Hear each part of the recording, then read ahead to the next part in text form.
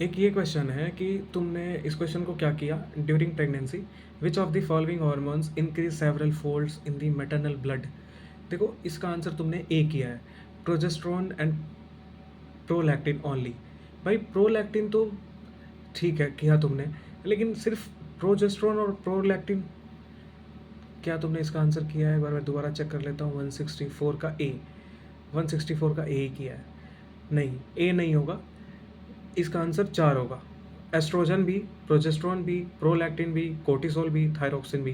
भाई ये तो बिल्कुल ज़रूरी है, ज़रूरी सारे हैं तभी जब बढ़ जाते हैं, लेकिन बस समझाने के लिए बोल रहा हूँ कि थायरोक्सिन एक ऐसा हार्मोन है जो बहुत ज़्यादा मेटाबॉलिक एक्टिविटी में, रेड ब्लड सेल प्रोडक्शन में और बहुत सारी चीज़ों में, कैल्शियम लेवल को बैलेंस करने में इस हार्मोन का बहुत ज़्यादा यूज़ होता है, तो ये बढ़ गया।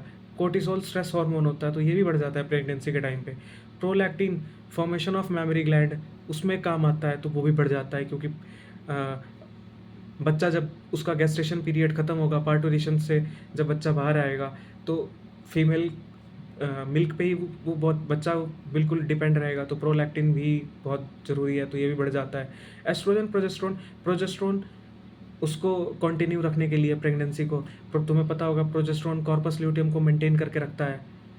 तो इस तरीके से ये सारे हैं। अब मैंने एक्सप्लेन थोड़ा थोड़ा किया इसलिए कि तुम्हें याद रहे कि oestrogen, progesterone, cortisol, prolactin, thyroxine ये सारे बढ़ जाते हैं।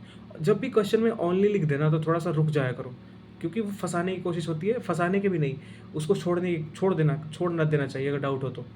ठीक है, ओनली तो बहुत कम ऐसे क्वेश्चन होते हैं जो ओनली से सही हो जाते हैं, वो तुम्हें पता होगा। लेकिन यहाँ पे ध्यान रखना ड्यूरिंग प्रेगनेंसी ये 5 हार्मोन है जो सेवरल फोल्ड्स बढ़ जाते हैं।